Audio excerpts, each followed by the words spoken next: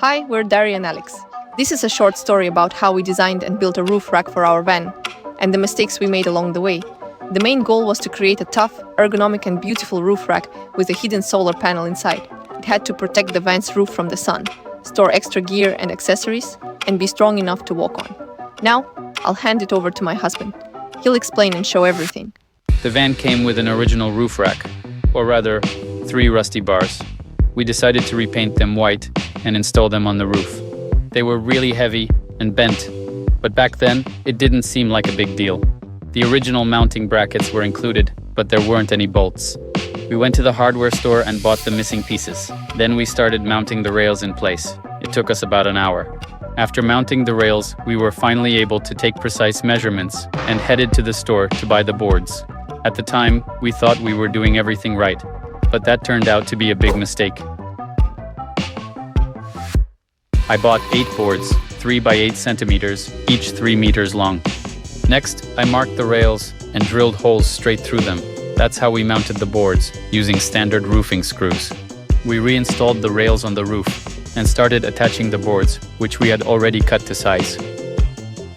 Meanwhile, we bought a 600-watt solar panel. Its dimensions are 233 centimeters long, 114 wide, and 30 centimeters thick.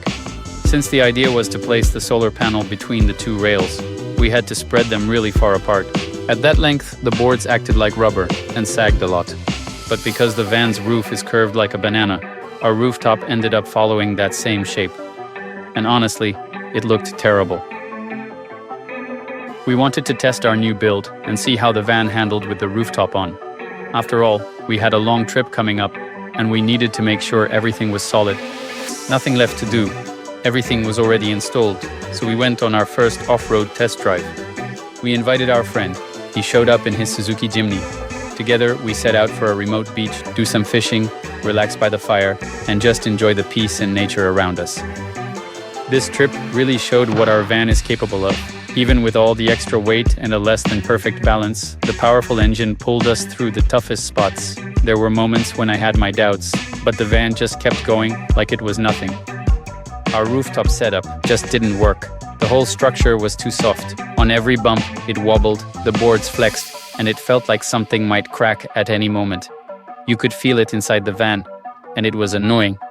We realized quickly, we couldn't leave it like that. It had to be redone. The next day, we started tearing down everything we had built to create something solid and reliable out of metal instead. To get started, I scribbled down the idea on a piece of paper. No exact measurements.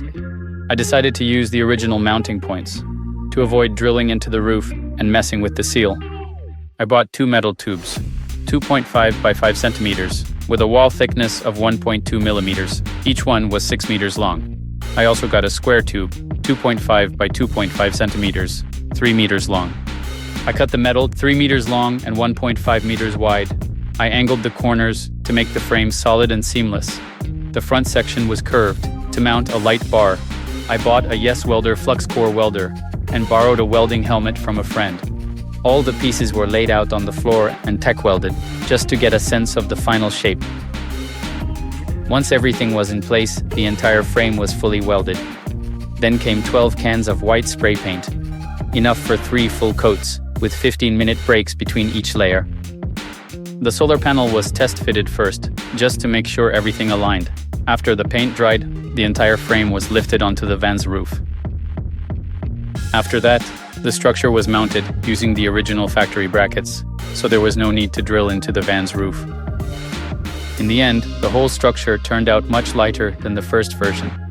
At the same time, it's solid, rigid, and fully ready for the solar panel installation. Lifted the panel onto the roof with a friend. It weighs 33 kilograms. No way to do it alone. Once it was in place, secured it firmly to the frame. We used leftover plywood from our bed build and cut 2 pieces to fill the gap between the frame and the solar panel. That way, the roof is shaded from the sun and strong enough to walk on. Instead of paint, we burned the surface of the plywood, a technique used for centuries in Japan and by the Slavs. It protects the wood from moisture, sun, and insects, and gives it a beautiful texture with a rich, dark finish. Finally, all parts were secured. Cutouts were made to mount 2 plastic storage boxes on the roof. Sand tracks were screwed in, and a shower pump was installed underneath, along the roof.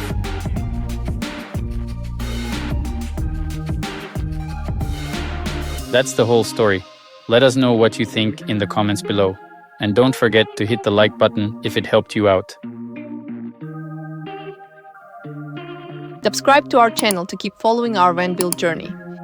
In the next episode, we'll talk more about the engine.